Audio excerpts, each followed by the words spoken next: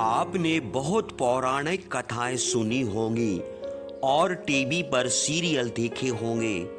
ऐसी ही एक पौराणिक कथा हम वाल्मीकि रामायण से लेकर आए हैं, जिसे सुनकर आप हैरान हो जाएंगे कि देवताओं के राजा भगवान इंद्र और भगवान सूर्य देव ने एक वानर के साथ संभोग किया था। भगवान इंद्र और सूर्य देव के वीर्य से उस वानर के यहाँ किस संतान ने जन्म लिया था, और जिस वानर के साथ भगवान इंद्र और सूर्य देव ने संभोग किया था वह वानर भी कौन था, और वह वानर किसका पुत्र था, और उस वानर के साथ ऐसा क्या हो गया था जिस कारण से इंद्रदेव और सूर्य देव ने वानर के साथ समागम किया। तो आइए हम कथा को विस्तार से सुनते हैं और कथा में क्या है हम उससे पर्दा उठाते हैं। आप देख रहे हैं जय करीला धाम चैनल। तो माता जानकी सभी भक्तों की मनोकामना पूरी करें। चलिए बगैर देर करे हम कथा सुनते हैं। एक सुमेरु नाम का पर्वत था, वह सुवर्ण के समान चमकता था। उसके मध्य के शिखर पर सब देवता निवास करते थे। उसी शिखर पर 100 योजन में ब्रह्मा की दिव्य सभा लगती थी। ब्रह्मा सदा वहां निवास करते थे। किसी समय में वे योगा अभ्यास कर रहे थे। उनकी आंखों से आंसू की बूंद गिरी। ब्रह्मा ने उनको हाथ में लेकर अपनी देह में लगा लिया। फिर उन्होंने अपना हाथ झिटक दिया, जिससे एक बूंद पृथ्वी पर गिर पड़ी। उसी बूंद से एक वानर पैदा हो गया। ब्रह्मा ने प्रिय वचनों से उसे आश्वासन दिया और उससे कहा, यह देखो पर्वत के इस शिखर पर देवता लोग निवास करते हैं। यह बहुत रमणीय स्थान, कन्न मूल फल भी यहाँ बहुत है। तुम यहीं हमारे पास रहो। कुछ दिनों के बाद तुम्हारा कल्याण होगा। ब्रह्मा के यह कहने पर उस वानर ने उनके पैर पर सिर रखकर प्रणाम किया और हाथ जोड़कर बोला, हे देव, आप जो आज्ञा देंगे उसका हम पालन करेंगे। जगतपति ब्रह्मा से यह कहकर वह वानर बड़े हर्ष से फल पुष्पों से शोभित घने वृक्षों के समीप चला गया। वह वृक्षों के फल खाता था और अच्छे अच्छे फल फूल और मधु प्रतिदिन संध्या के समय देवादिदेव ब्रह्मा के चरणों में निवेदन करता था। इसी प्रकार बहुत समय बीता। एक दिन वह वानर बहुत प्यासा हुआ और पानी की तलाश में सुमेरु पर्वत के उत्तर शिखर पर चला गया। वहां एक निर्मल सरोवर था। उसमें अनेक प्रकार के पक्षी बोलते थे। वह पानी पीने के लिए जब उस सरोवर के तट पर पहुंचा तो अपनी परछाई जल में देखकर सोचने लगा, इस जल के भीतर यह हमारा शत्रु कौन रहता है। फिर उसने बड़े ध्यान से परछाई की ओर देखा और कहने लगा कि यह दुष्ट बड़े क्रोध से हमारी ओर देखता है और हमारा अपमान कर रहा है। मैं इस मूर्ख को मार डालूंगा और इसके घर का विनाश कर दूंगा। यह कहकर वह अपने चपल स्वभाव से बस तालाब में कूद पड़ा। उसके बाद जब वह जल से बाहर आया तब उसका स्वरूप स्त्री का हो गया। उसका रूप बड़ा ही मनोहर था। उसकी जांघें मोटी, भौहें बहुत सुंदर, केस बहुत काले, मोटे स्तन और सुंदर मुस्कान थी।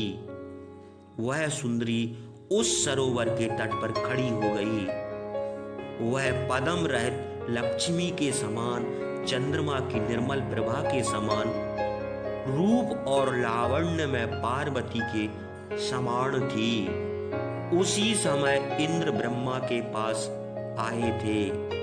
वहां से जब लौटे तो उस स्त्री पर उनकी दृष्टि पड़ी। सूर्य भी भ्रमण करते हुए वहां आए और उन्होंने भी उस स्त्री को देखा।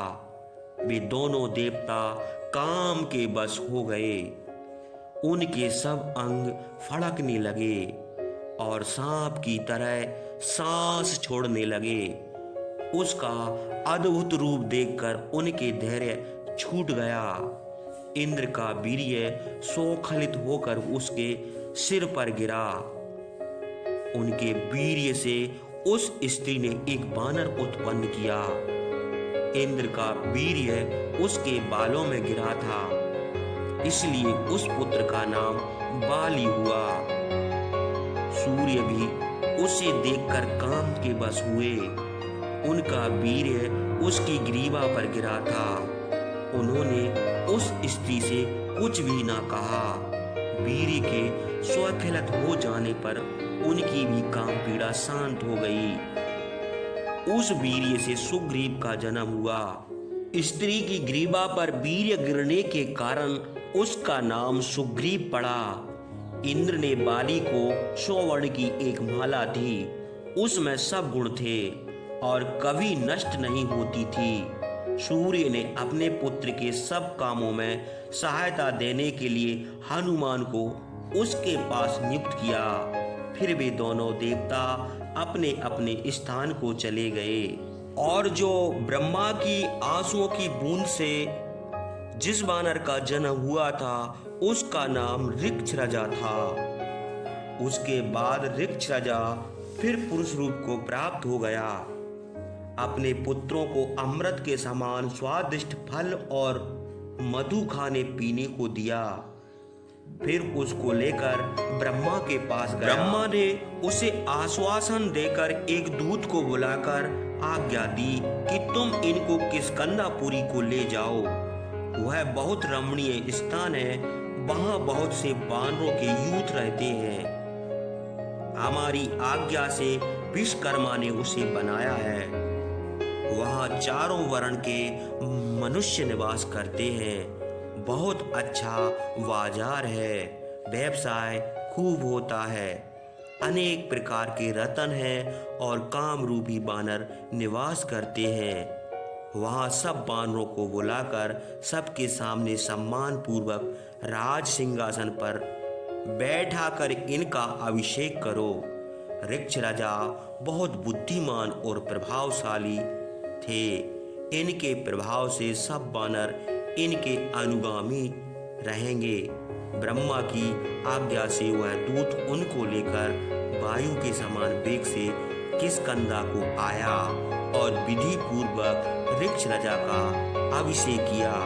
वे पृथ्वी भर के वानरों के शासक हुए। वही ऋक्षराजा बाली और सुग्रीव के पिता है और माता भी वही है। रामायण के हर पात्र का जन्म लेने का कहीं ना कहीं बड़ा रहस्य छुपा हुआ है। जब देवताओं को पता चला कि स्वयं नारायण भगवान विष्णु पृथ्वी लोक पर श्री राम के रूप में अवतार लेंगे, तो देवताओं ने भी अपना अपना अंश को जन्म दिया, जो कि बाली प्रभु नारायण अवतार श्री राम के हाथों मारा गया और सुग्रीव प्रभु श्री राम के एक सच्चे मित्र, सेवक और सखा बने।